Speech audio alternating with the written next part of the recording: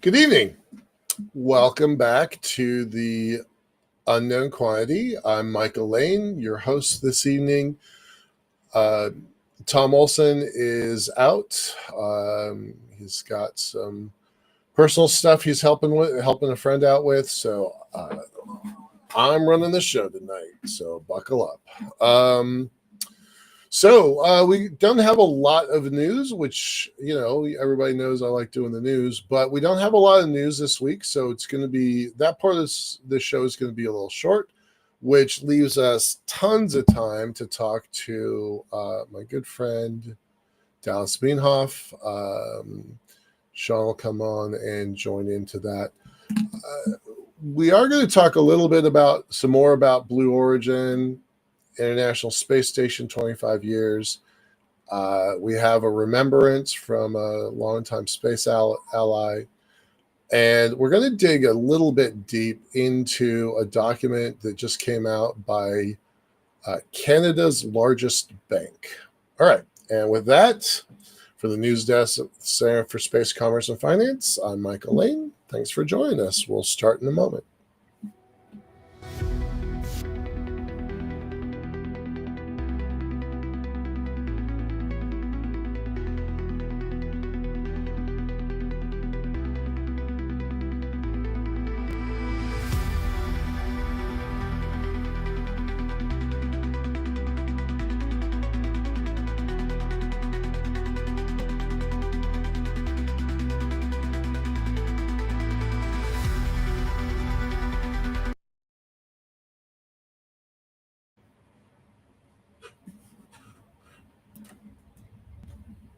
Hi. Well, I'm hoping you already know that this show is sponsored by the Center for Space Commerce and Finance. At the center, we champion and strengthen emerging space startups and space-adjacent enterprises worldwide through advocacy, access, and advisory services. Our pitch events and world-class boot camps fortify startups to be better investor-ready. A lot of our work, especially this podcast, is supported by listeners and fans like you. So please go to cscf.space/support. That's the Center for Space Commerce and Finance, cscf.space/support. And click that donate button. A little in the tip jar makes this whole thing work. So thanks. We appreciate it. And with that, I'd like to bring on our good friend, Sean Key. He's usually in the background, but we're dragging him into the front today. So come on in, buddy. Very good. Hey. I'm pulling double duty. I know. It's you gotta run the show and be on the show. It's a challenge, right? Yeah, I'm gonna talk to Tom about this. I need a pay raise. Nobody really understands just how important that whole producer role is, right? But this thing goes off the rails pretty fast if you're not back there. So thanks, we appreciate it for sure. Yeah, it's always a pleasure. I always have a great time doing this. I'm actually going to do another podcast here coming up soon, but it's more on the entertainment side. Yeah. I saw a test run the other day. Is that what you're talking about? No, that was just a testing out a podcast about, I'm going to do something where we talk about technology. I didn't, and then of course, I don't know if you watched it or not, but I did it with the AI agent I have. That's the one I saw. The one I saw. But the other one I'm talking about is only a commercial aspect. I have a friend of mine. She's an actress. So we're going to do a podcast together about probably sci-fi. Oh, right on. Cool. By the way, do you notice your name and my name are surprisingly similar? Wow, I see that. Well, no worries. I'll fix mine real quick. I'm going to jump into the news. There's not a lot of news, so I'm just going to be pretty speedy about this. Buffalo, great. Thanks for being here, Aiden. Thanks for joining us today. The weather's got to be turning here pretty soon up there for you. It's pretty dark and cold. It's going to get It might be. It might hit the 30s this next week. When I was a kid, you could count on snow for Thanksgiving. Haven't seen that in a long time, but I'm guessing Buffalo, you get snow in Thanksgiving. I don't know that for sure, but that's my hunch. All right. First thing is this NASA 25 years, celebrating 25 years of humanity in space. I think that's a big deal.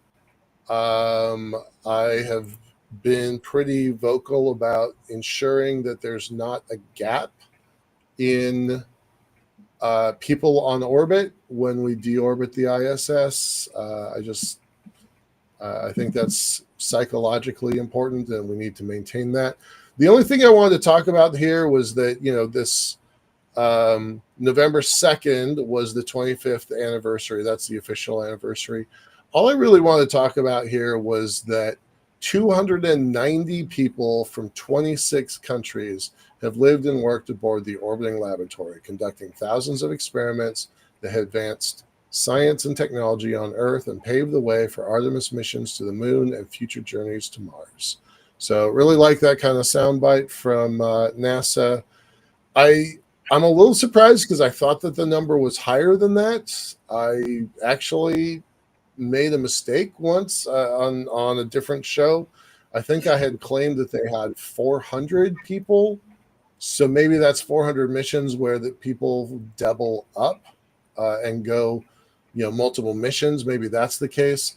But in this case, they're counting 290 people from 26 nations. So I love that. I think that kind of partnership in space is really important, and I love seeing it. So there's more to that article. It's an interesting article. It's a short read, but comment, Sean?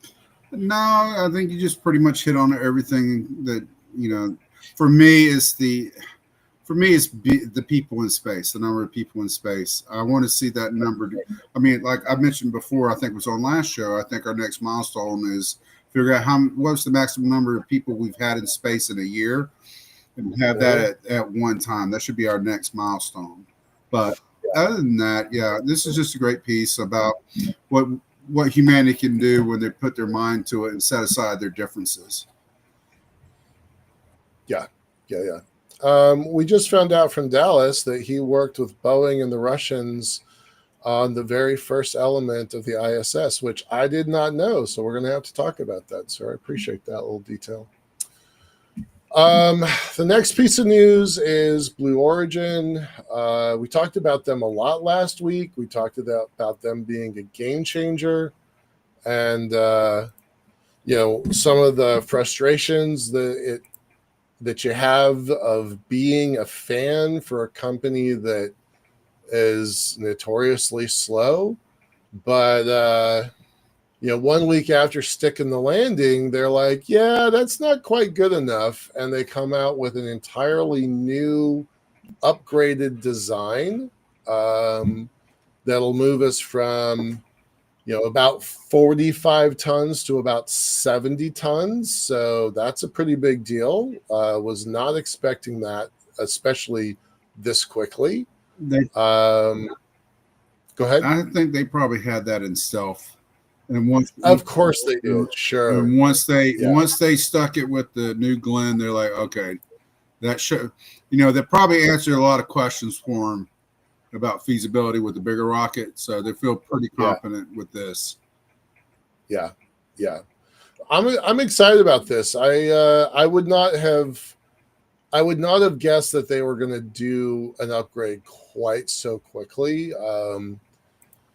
People have been sharing pictures online the last week about the difference between 7 thrusters on the current New Glenn version and the 33 thrusters that SpaceX is kind of famous for.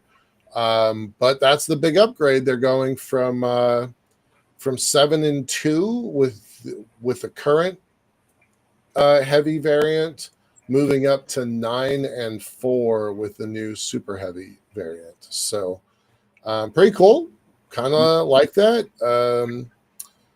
This is their quote: the added capability will put Blue Origin in play for missions centered around quote mega constellations, lunar and deep space exploration, and national security imperatives such as the Golden Dome.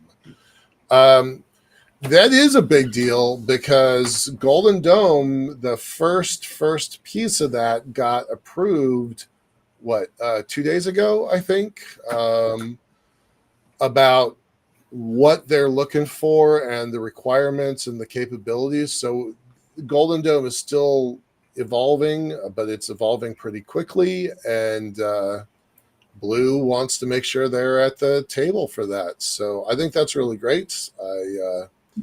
I like it, and jumping from 45 to 50 tons up to 70 tons basically in a weekend is pretty cool. I'm pretty much a fan of that. So I'm curious if they have 100-ton system up their sleeve to go head to head with SpaceX.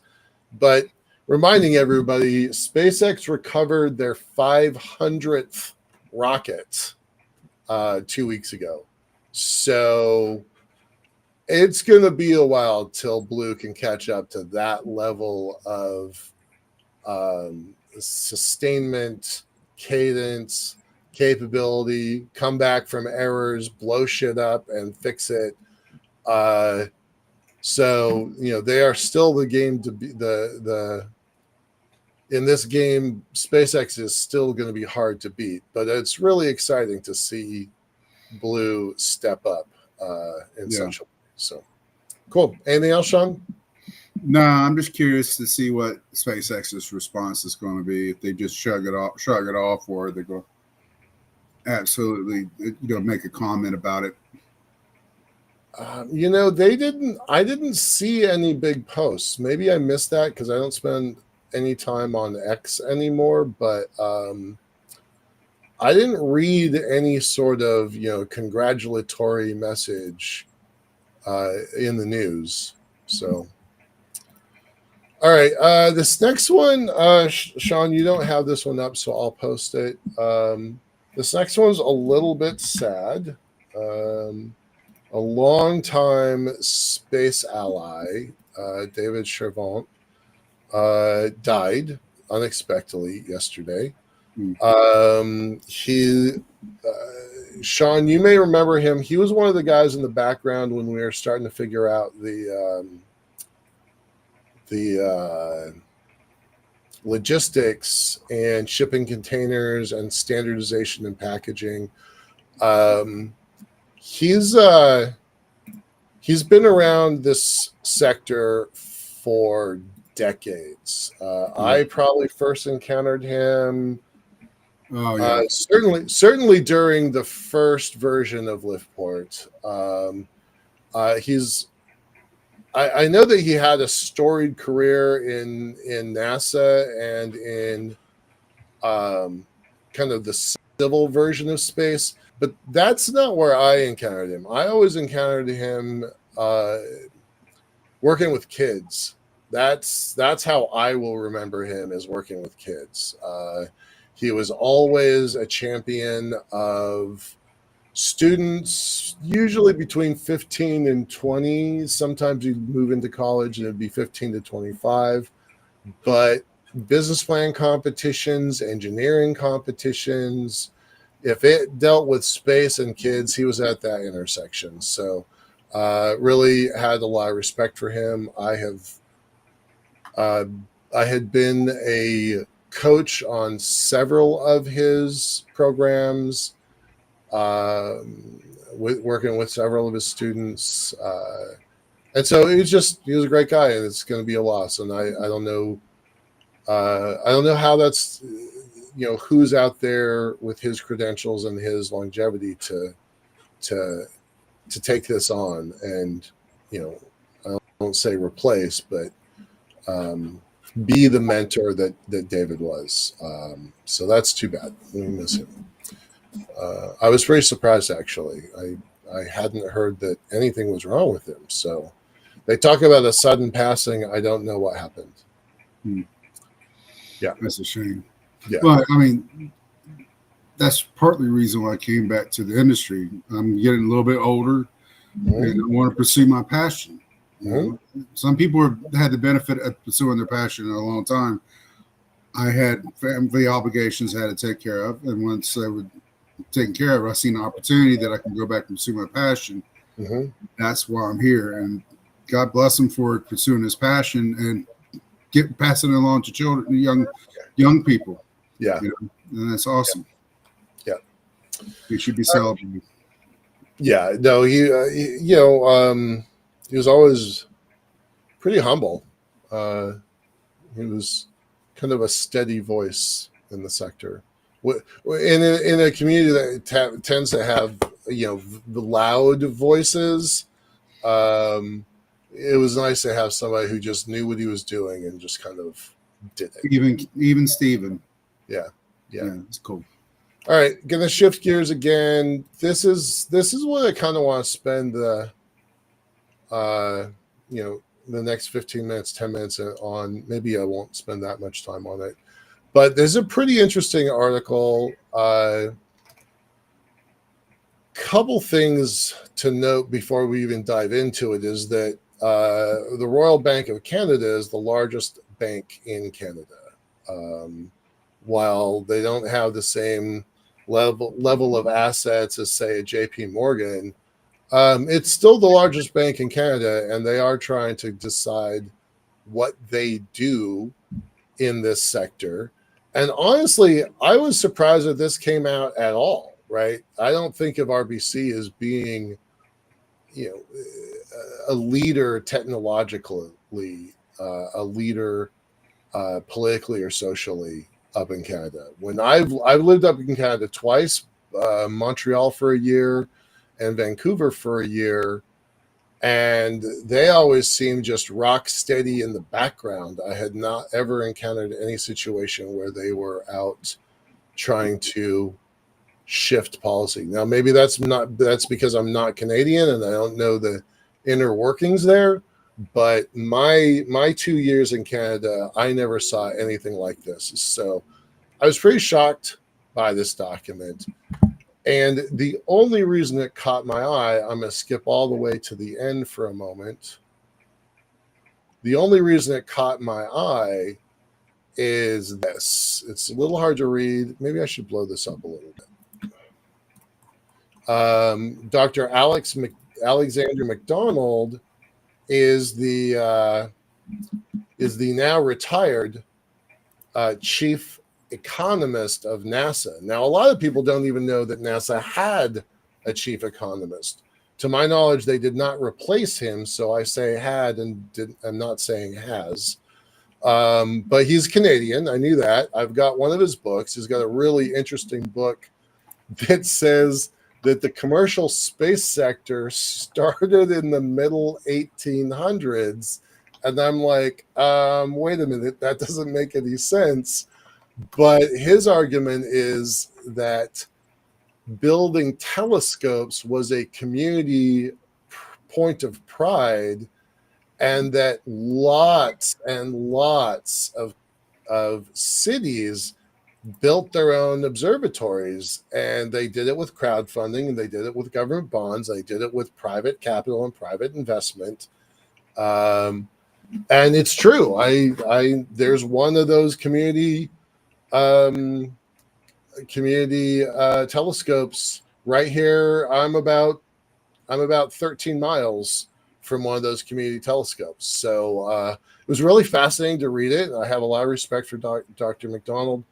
I've had him on the show 2 or 3 times, and it just popped up on my LinkedIn as a read, and so he's the lead author on this. So, Sean, you want to jump in? I'm not really looking at you, so I can't see if you've got something you want to say. I just did a quick search. So the Dr. Akil Rayo is the chief economist of NASA right now. That's a kind of. All right. So we have one. I didn't know that they had replaced him. I don't think they announced it loudly. So, but that's what a quick search says. So it could be wrong, but Cool. I'm pretty sure they went to the site, to the NASA site. Right on. All right, cool.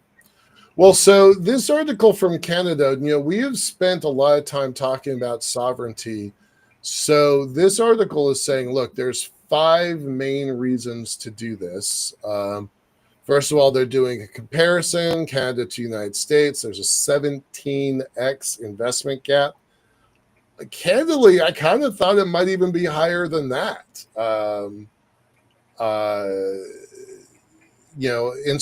Institutional space budget as a percentage of GDP. So our GDP is pretty high. Our commitment to civil space is pretty high. I would have expected that number maybe even to be higher than 17. So I'm a little surprised by that. But basically, this report is saying, look, with some well-placed dollars, we can move from the bottom. Canada lags all OECD space peers. So they're at the bottom right now compared to France, Italy, Germany, Switzerland, Korea, Norway, UK, and the Netherlands. And they're like with about 13 billion well-placed dollars, we actually could really jump this to 21 billion. Yeah, and that's crazy, right? 4x leap. So they've got 5 main areas that they want to build around. Sovereignty. We keep talking about sovereignty. It's come up at least 20 times in the last couple months. Not an exaggeration. Defense.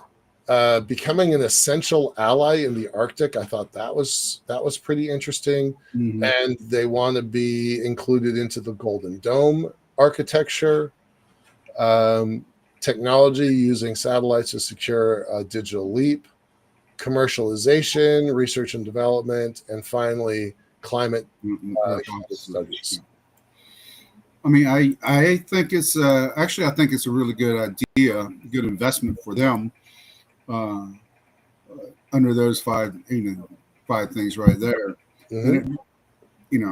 And one of the things I was thinking about is how could you spot that trend if it's working? And the first thing I would notice if there's a gap is talent not leaving, is talent staying in the country. Right. I don't know if I could find it in this document, but it says something about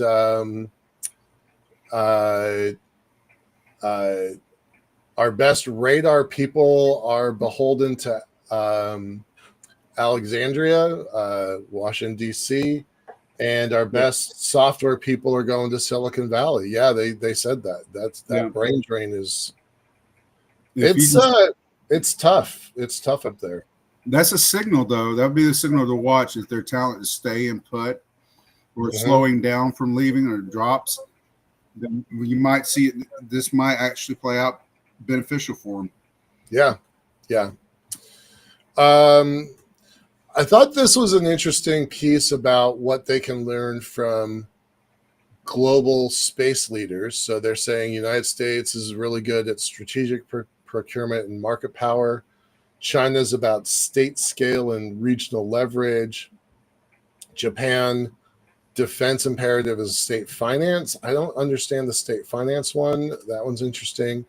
And then Germany. The same thing about Germany's state financing as well. Right. Which is odd because considering these two's history of state financing enterprises. Well, we've talked a lot about how Germany has 40 billion and Japan has got 8 billion. Yeah. Dedicated to the defense side of space. We've talked a lot about China's 25,000 satellite constellations. So they're like, look, these are the organizations to watch. I'm a little surprised they didn't throw in India in here, because honestly, I think they're a nation that's worth watching. And then they throw in some outliers: United Arab Emirates, South Korea, Australia, Norway, United Kingdom, and New Zealand. Well, we're about to see a multi-country space race. Yeah. Well, I wonder if their projections factored that in.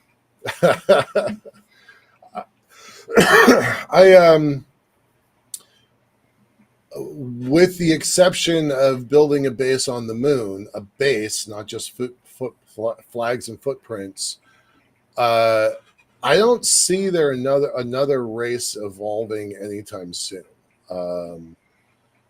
because that implies that it's the same ultimate destination. This is something I was teaching at ISU a bunch of years ago, that with this many actors, this many budgets, and this many potential destinations, a space race like we knew it before isn't really a thing, with the exception I just noted. So you got to have folks focusing on the same target for it to be a race.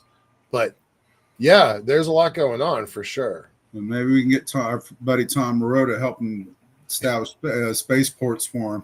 Exactly right. We're gonna have Tom Murata on the show next week, and next Monday. So our only episode next week, folks. Because it's Thanksgiving coming up. Right. I do want to point this one out. Right. So here's New Zealand, responsive small satellite launch market, but this lesson for Canada really kind of stuck out to me.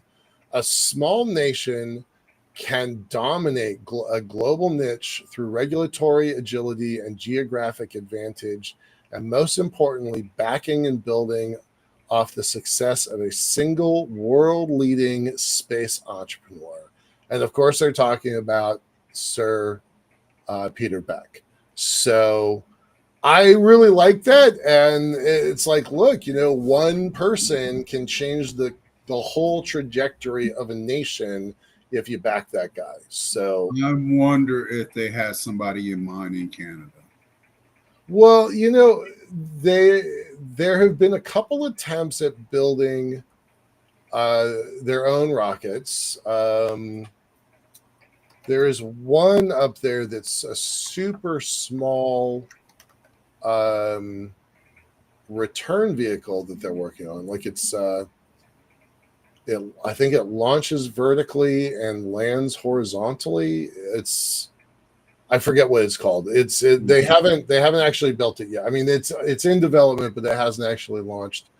And they've tried. There were 2 or 3 teams during the original X Prize days that were trying to build something. And there's talk about building some spaceports up there, but so far as I know, Canada does not have sovereign launch capability. And they won't for a while, but there are 1 or 2 companies trying to do it. Well, let's bring our guest on, and maybe he has an idea or an opinion about this. I'm gonna point out 2 things more, and then we'll cut it off. This section is kind of self-serving. Companies employ more than 10,000 Canadians and generate $5 billion. He's got like a half a dozen companies in here, but this company, it's effectively the Raytheon or the small Lockheed Martin of space in Canada, and they probably are, half. Okay, 3,800 people. But interestingly, 3 of these companies, Kepler started just about 10 years ago, and then Mission Control. These are both ISU related companies, so they've done really well in just a short amount of time. So, all right, with that, I'm going to leave it off to you guys to read the rest of this document. It is interesting, and thank you. Let's move on. All right.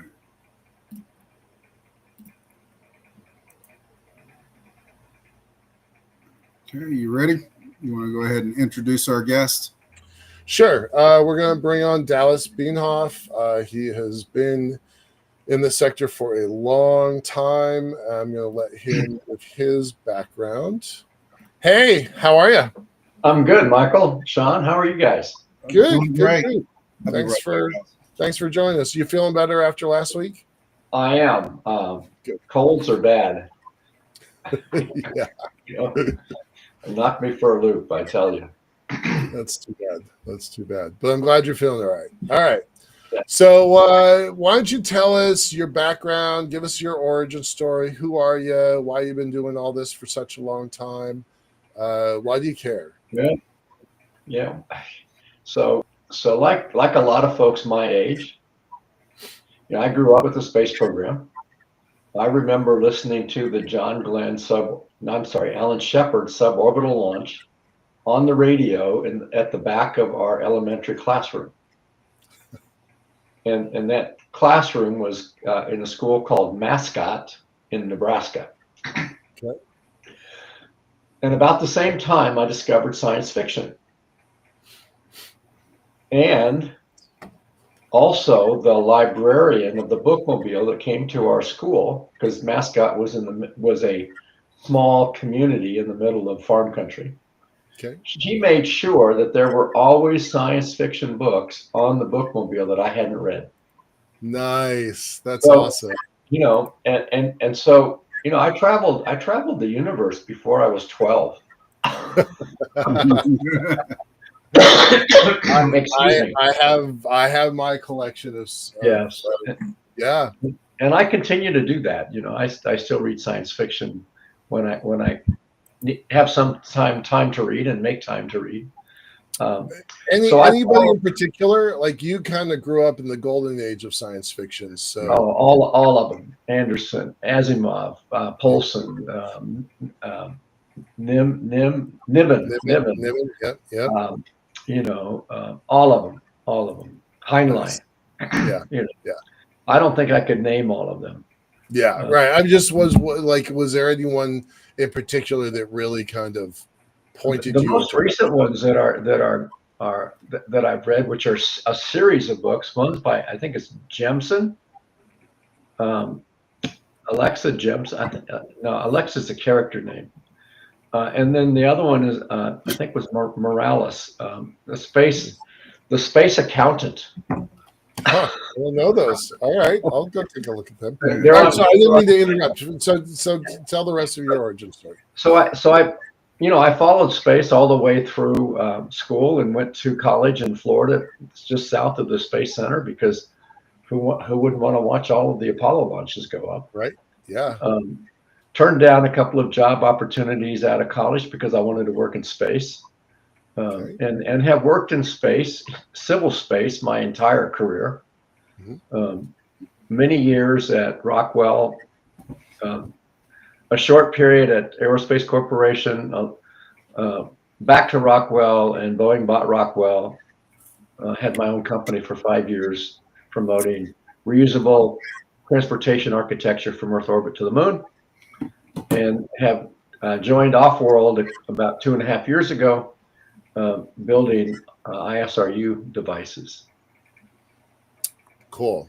Very cool. I want to dig most into Off-World, right? But start with some of the old school stuff that most people don't know about, right? The working on station, working on ISS. So I worked on the payload interface for Titan III. Okay. I was in the development team for the space shuttle main engine. I worked a lot of advanced program studies on transportation architectures, going to the moon, going to Mars, through many years at advanced programs at Rockwell. See, that's the stuff that I know you from, is the advanced architectures, right? Right. The kind of stuff that makes you just stop and think and ponder, like, is that possible? Right. Yeah. That's advanced launch system, new launch system, next human launch system. I mean, you name it. We looked at these things a lot of times. I was the program manager for Boeing's effort on how to implement the vision for space exploration. I also worked on the 1988 version of Space Exploration Initiative. Really? Oh yeah. Those would be interesting days, because that's right after the shuttle blows up, and then you're starting to figure out what's next. Right. And a lot of Mars missions. How do you do Mars missions with SLS? Not easily. Not easily. Clearly not easily. And then the transportation architecture of the moon. How do we get back and forth to the moon? And the key principle was, why don't we land on the moon what we can launch into Earth orbit? So size and architecture that moves the same payload mass from Earth all the way to the moon.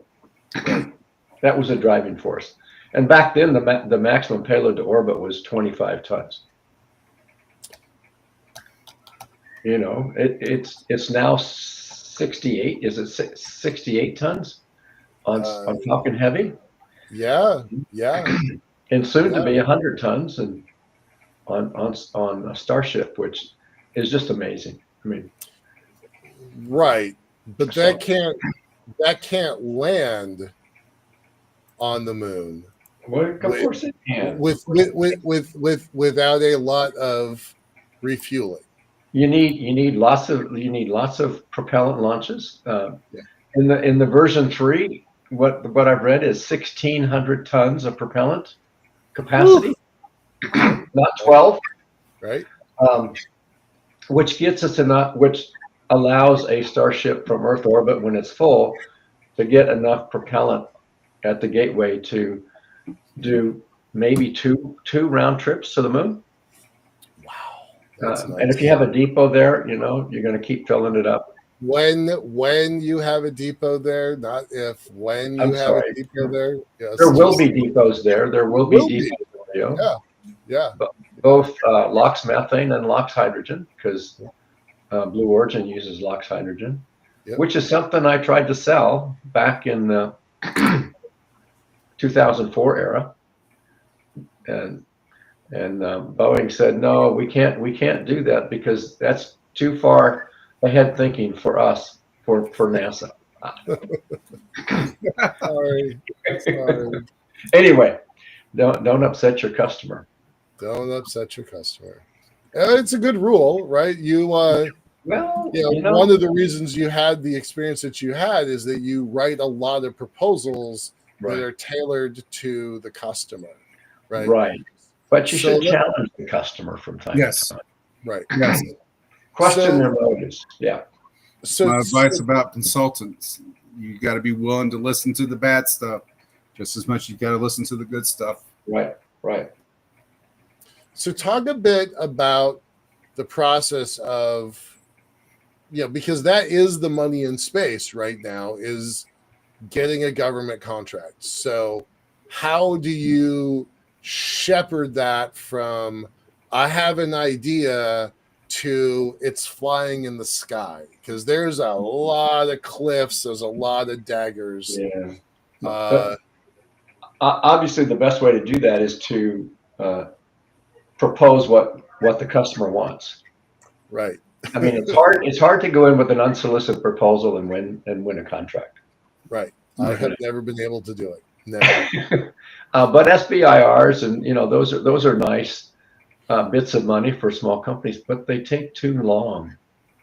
It's too long from turning in a proposal to getting the funding, and they're too focused. They're not. They might give you a widget to fly. Mm-hmm. They're not going to give you a system to make money, right? Unless you're going to sell that widget. Interloon just pulled $1.25 million from Air Force Research Lab this week to figure out how to separate helium-3 from normal helium in kind of a traditional environment, like a down here on the ground environment. Who got that money? Interloon. right. Rob I Myerson. hear you. Yeah. Yeah. So that's good, but $1.25 million doesn't keep your team fed for very long. Right, but if you just focused on that one process and not the whole not the whole system, Right. the whole architecture to get the stuff to the moon, to operate on the moon, to haul it on the moon, to get it back to Earth, etc. You got that little widget. Now you can buy those other services you need. We have talked to Interloom. We've talked to other people Sure. about ability services.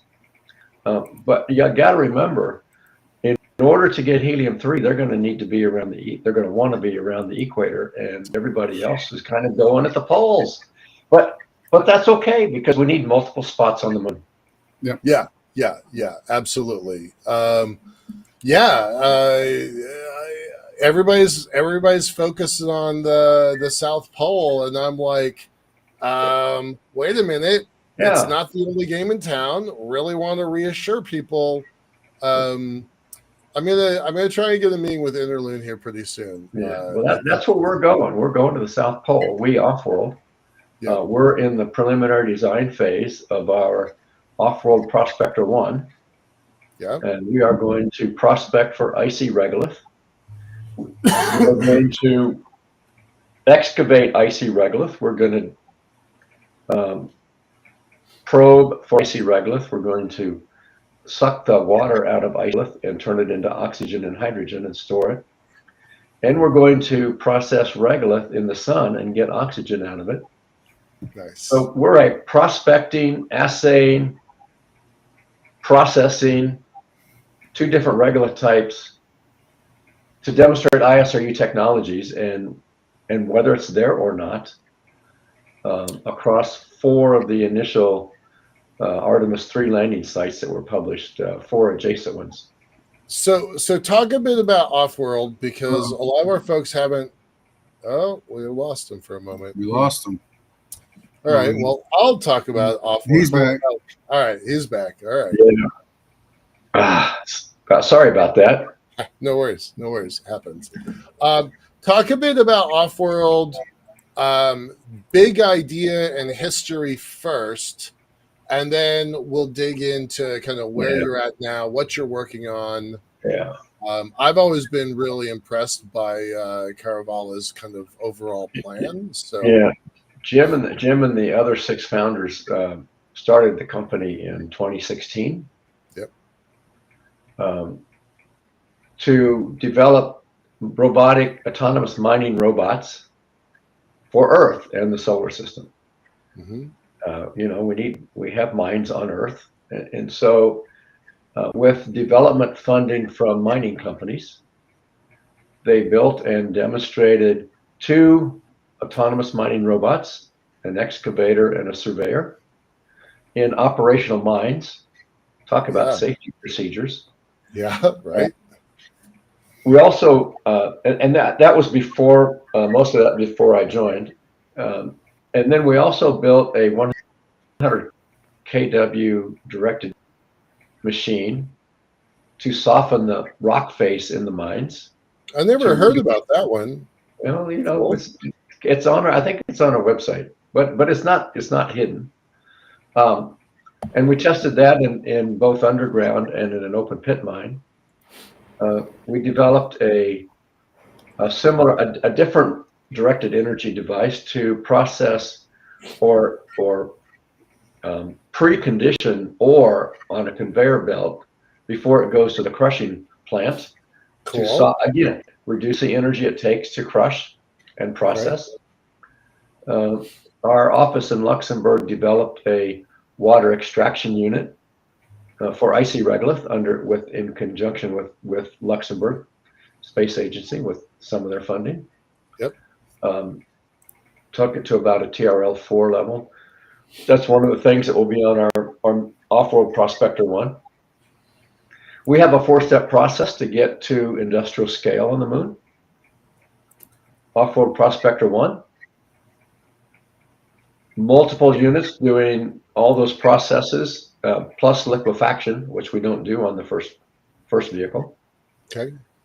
Pilot plant, tens of tons a year. Tens of tons. Great.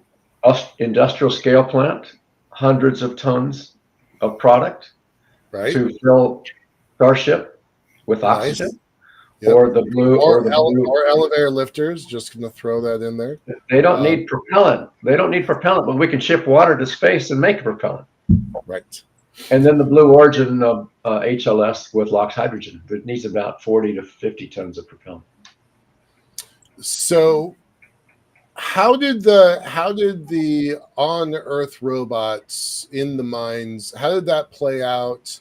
There was a fair amount of money involved with that, right? There was. They passed all of their key performance indicators with flying colors. They Okay. exceeded them. Okay. The issue boils down to company inertia. Oh, really? The people that funded the robots were in the advanced programs, Right. say, quote unquote. Right. Yep. That People makes that sense. operate the mine say, "What? We don't want to change the way we do things. What are you talking about?" Kind of Right. like NASA and Boeing and Right. entrepreneurs, you know. Wow.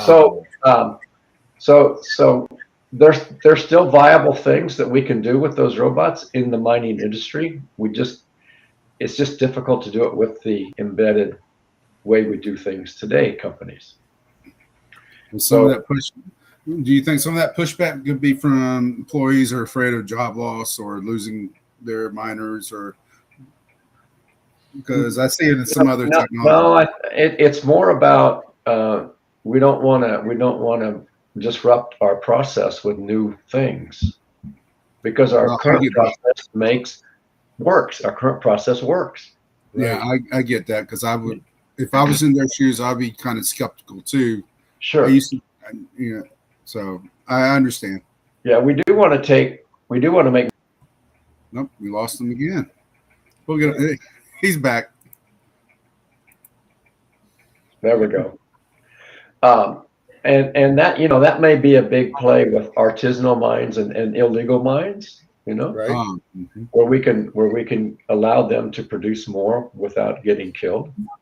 Wouldn't that be crazy if you guys helped the illegal mining business, because they're willing to adapt, and we can make them legal, Yeah, right. Yeah. That is crazy. I have not heard that side of the story yet. I just had a crazy idea behind, black market robots just popped in my head. Yeah, that would be a good science fiction story. Yeah. That would be good science and fiction. our surveyor can be used for any number of jobs. It's got a payload bay in it that we can outfit with any kind of sensor you can think of to do any kind of job you can think of, from patrolling the perimeter to looking for gas leaks, to looking for dead people or injured people in a catastrophe area. Now, you've got a pretty good sized bot in development now. Can you describe it, or is that restricted? Oh yeah, we've talked about it publicly. Our Off-World Prospector 1 is, people think about robots going to the moon and they think about CubeSats. Right. So we are 5 meters long, 3 meters wide, and 3 meters tall, given the protrusions above the body. Yeah. So you won't fit in a shoebox. That's what No, and we're on the order of 3,000 kilograms. That's amazing. And our peak power requirement is up around 20 kW. Okay. Are you your power's, because you're mobile, you kind of have to be self-contained. Where's the power coming from? We've got 3 options. One is a radioisotope option. Okay. One is a low energy nuclear. Old school RTG or something different? No. RTGs aren't powerful enough. Okay. It's called nuclear thermionic avalanche cell. Well, that's a Langley product. Okay. There are patents on it. You can look it up. Low energy nuclear reaction device that's being developed in Portugal. And the backup is solar arrays and batteries and quick dashes in and out of the PSR. Okay. But we want to be able to operate in PSRs as long as we want. Right. Yeah. So, you know, we really need to be self-contained, and that self-containment has to be low mass and low volume, which the two devices I mentioned are.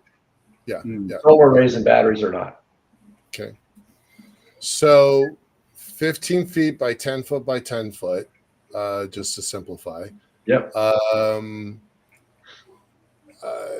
Is that thing being crafted and built somewhere yet, or is still at the blueprint stage? A lot of the things we're taking with us have been built and tested. Okay.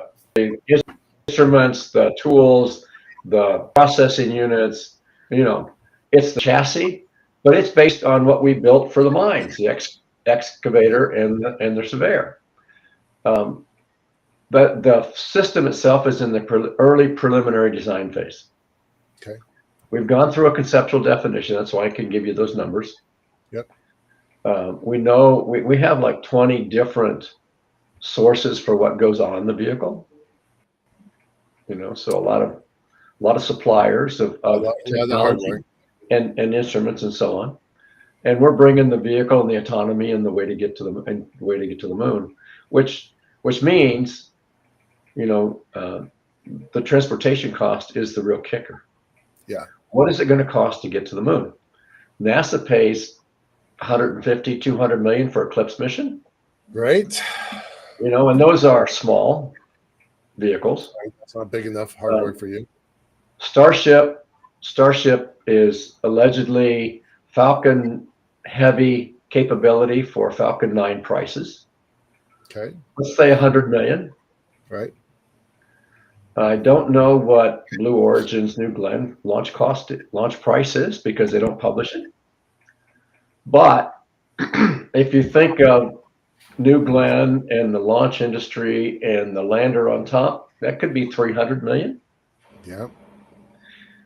And so 300 million for 3,000 kilograms is what? 100,000 a kilogram to the moon. Right. Yep. And what's Astrobotics price? 1.2 million per kilogram. Right. I mean, we have the means. We, the industry, have the means to change the cost of getting to the moon. Oh yeah. No, it's changing. I'm counting on that. And you know, I've done studies for the Moon Village Association, for AIAA, about the cost of getting to the moon. It's all based on assumptions, so you get what you assume. Right. Yep. But I believe, and George Sowers of ULA published the similar numbers 10 years ago. It's possible to get stuff to the moon for 30,000 a kilogram. That's insane. Really? And that's kind of a medium number. Okay. All right. I'm counting on that. Right. I've got a lot of stuff to send. But. And if you hang your hat on Elon Musk's low price range for a Starship, it could be 3,000. Right. Yeah. It's you know, this coming revolution. I've said lots of times, the Starship Singularity, the moment that system comes online for real, it changes the world, and the world is unprepared for it. And it's not just Starship, it's Starship and Blue and Rocket Lab and Relativity and Astra and other nations working on other systems. We'll have 10 reusable launch systems in the next 10 years. And 8 of them will probably be from China. Yeah, there is going to be a bunch of stuff. They're about to fly. They're about to fly a reusable booster. They've done a hop test with it. Yeah.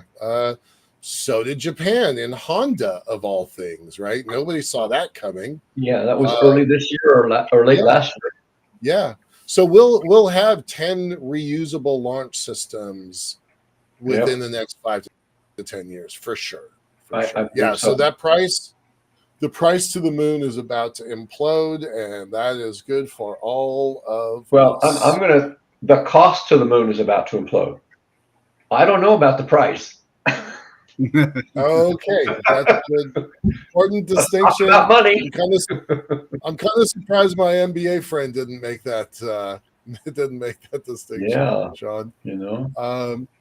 So in our last couple of minutes, we got 6 minutes left. We usually use this time to talk about the future, Right. So we break it down into kind of two parts. What does 5 years look like?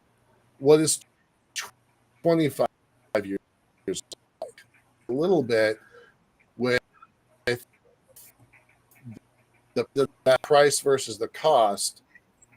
Mhm. But where does that put you? Where does that put Off-World? Well, 5 years from now, 2030, late 2030, 2031, Mhm. we should have people on the moon for 30 to 60 days, maybe 180, Okay. with annual missions on the NASA side. I suspect there will be other people going on commercially. We would be one of those. We wouldn't necessarily be people, but we would be one of those customers using that transportation architecture to get to the moon, whatever that is. I believe SpaceX Starship will be a complete Earth to Moon reusable system, and maybe cause the SLS Orion to be set aside for cheaper ways. Right. You never know what government will do about their own systems. And we'll also have at least two reusable systems, partially, one fully, one partially, going back and forth to the moon. So that's 5 years. In 25 years. Wait, just 1 second. I want to throw a curveball. I've never asked any other guest this. This is a new question. Who's going to win, Blue or SpaceX back to the moon? SpaceX. Are you sure? You've paused there for a second. SpaceX. All right. Okay. All right. I am no longer sure of that. Yeah, because they move fast. Yeah. And Blue Origin took years. over a year from the second launch. Okay, I don't want to derail this. What's the next 25 years? All right, so that was a 50 to 100 people permanently on the moon. 25 years. Continuously on the moon. Yep. Rotating staff. Nobody living there as a home yet. Okay. For 25 years, maybe people living there as a home. Yeah. You know, and we will have had multiple human missions to Mars. Love that. 50 to 100 people on a rotational basis. Maybe somebody living. Kids? Are we going to have kids up there by then? That I don't know. I was reading some articles on that, and I forget where because I don't write them down. Right. And there's a lot of concern about gravity and mammal development in lower than 1G, 0G especially. Can you come home? I don't know. But there will be people in the space industry in space that get pregnant and come home. Perhaps.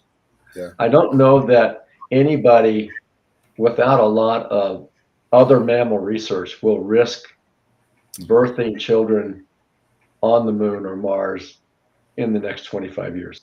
Okay, fair enough. It may happen. I don't know it'll be intentional.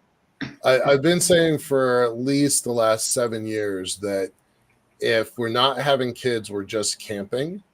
And I want to know how we get past that. So, all right, that's fair. All right, well, Dallas, it's always delightful to chat with you. Your wisdom has helped me a lot in some very important ways. So thanks. We'd love to have you back on, and we'll see you soon. Stick around after the show. Okay. It's been fun. Right. Thank you. Thank you. And with that, we've got another wrap for a great show. Thanks to our guests. Thanks to Sean Key. We'll miss Tom Olson. We're going to be on the show on Monday next week, but not on Thursday next week. Hope everybody has a great holiday.